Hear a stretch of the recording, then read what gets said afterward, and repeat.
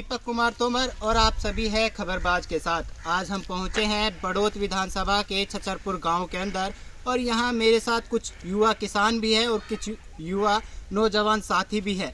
आज हम उनसे बात करने के लिए पहुंचे हैं कि योगी और मोदी सरकार की जो केंद्र की योजनाएं हैं वो कितना इन्होंने लाभ उठाया है और कितना इन्हें लाभ मिला है। और योगी और मोदी जी जो कह रहे हैं एक बार फिर से 325 प्लस सीटें, वो इतिहास दोहराने की बात कर रहे हैं, क्या वो हो पाएगा या फिर नहीं।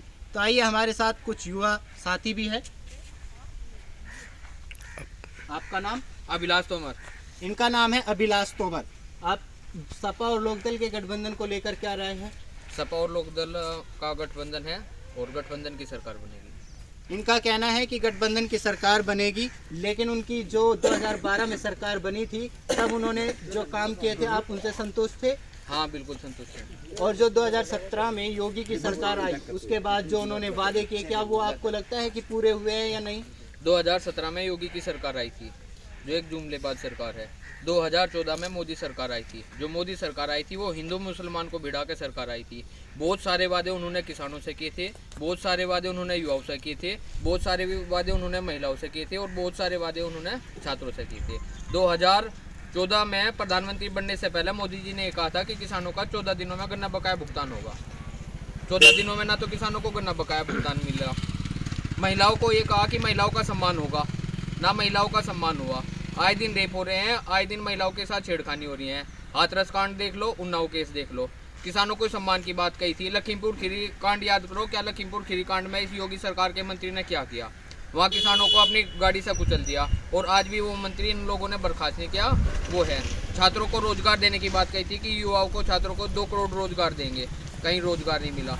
अखिलेश यादव ने छात्रों को आगे बढ़ाने के लिए पढ़ेगा इंडिया बढ़ेगा इंडिया लैपटॉप बांटे थे। लैपटॉप पे अखिलेश यादव का फोटो था, तो इन लोगों ने विरोध किया कि अखिलेश यादव का फोटो क्यों है। और आज ये नमक की थैली 10 रुपए की नमक की थैली पर प्रधानमंत्री का भी और मुख्यमंत्री का भी फोटो लगा रहे, तभी इन्हें शर्म नहीं आई। तो अगर अब बात की जाए, जैसे आप कह रहे हो सुरक्षा को लेकर, ऐसे तो मुलायम सिंह की छोटी बहू अर्चना यादव ने बीजेपी को शामिल किया है और कल ही उन्होंने बीजेपी में शामिल हुई है। वो तो कह रही हैं कि देश की जो महिलाएं हैं वो बीजेपी में आकर सुरक्षित हो रही है। ये शामिल नहीं करते, ये तो खरीदने हैं या ड्रामे।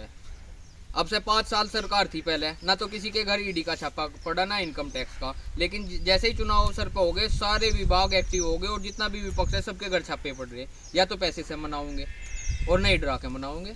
ये देश का पैसा जो था इतना कोरोना काल में इतना इकट्ठा करा, ये तेल 40 रुपये लीटर मिलना चाहिए था, लोगों ने 100 रुपये लीटर खरीदा। ये कहाँ गया सारा पैसा? ये सारे मंत्री विधायकों को तो खरीदने में चला गया। अच्छा, ये और जैसे किसान हैं, वो जो किसान बीमा निधि मिल रही है उसका तो फायदा आप सभी को मिल रहा है। 2000 रुपये आपके खाते में आ रहे हैं, उससे आपको कोई लाभ नहीं मिल रहा? किसान सम्मान निधि कही थी प्रधानमंत्री जी ने वो कि किसान सम्मान निधि देंगे हम, और 2000 रुपये की किस्त है, वो 6000 रुपये सालाना मिल रहे हैं।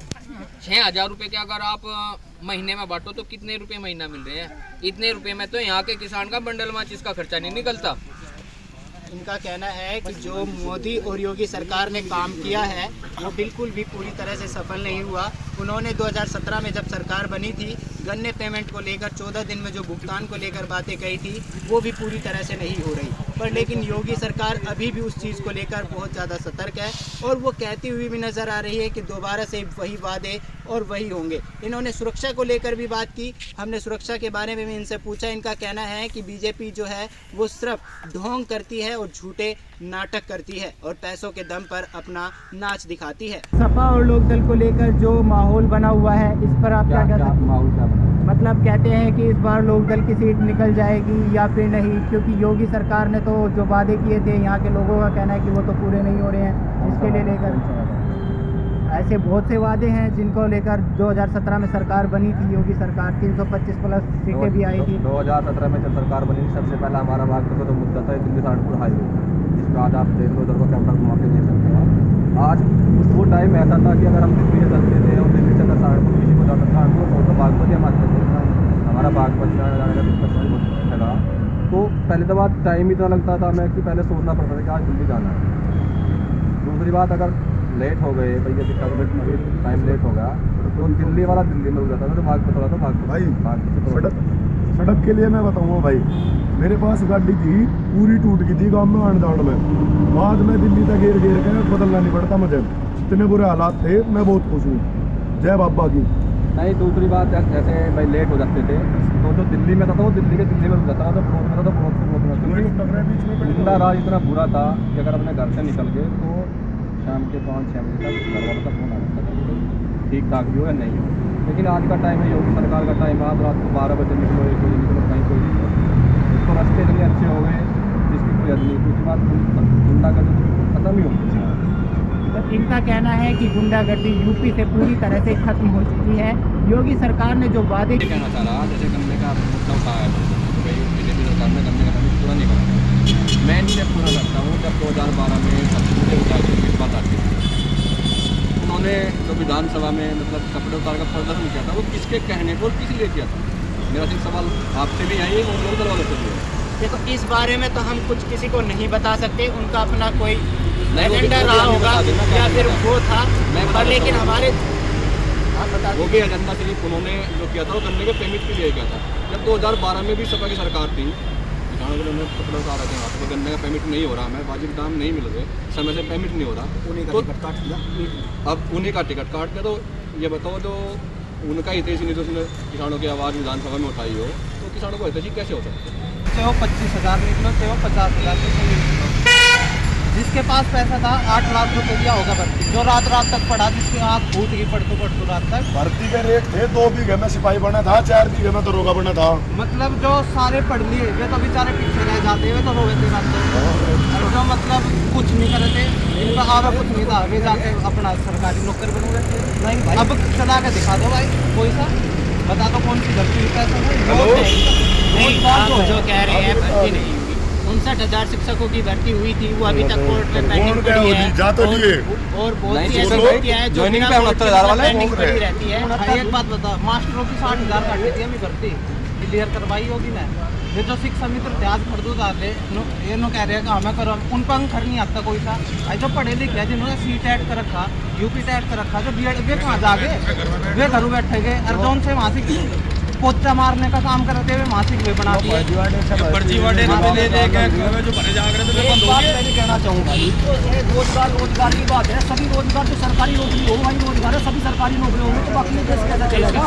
रोजगार होता है संतुलन बताया जाए। रोजगार तो दुकान भी है, रोजगार तो कनेसर भी है, रोजगार तो उद्योग करने भी है। जब तक रोजगार प्राइवेट सेक्टर में नहीं आएगा, जब तक संपूर्ण रोजगार नहीं होगा, हर आदमी सिपाही नहीं हो सकता, हर आदमी मास्टर नहीं हो सकता। हर आदमी को पढ़ेगा, किसी ने खुद पढ़ाने वाला होगा तो पढ़ने वाले भी तो चाहेंगे। नहीं, दूसरी बात रोजगार की मैं बताता हूँ, 2017 से पहले हर गांव में हर घर में एक ठेकेदार होता था कि मुझे 10 लाख रुपये में भर्ती करा दूंगा। आज कहाँ पे गए वो ठेकेदार? वहीं अगर बात की जाए, और भी हमारे साथ किसान लोग हैं, इनसे भी बात करते हैं। आपका नाम? तेजवीर सिंह। इनका नाम है तेजवीर सिंह। इनसे पूछते हैं कि सपा और लोकदल के गठबंधन को लेकर इनका क्या मानना है।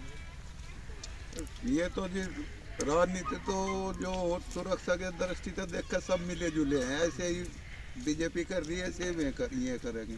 लेकिन गन्ने किसान होने की उस पर गन्ने का 5 साल में ही बढ़ाए 25 रुपये।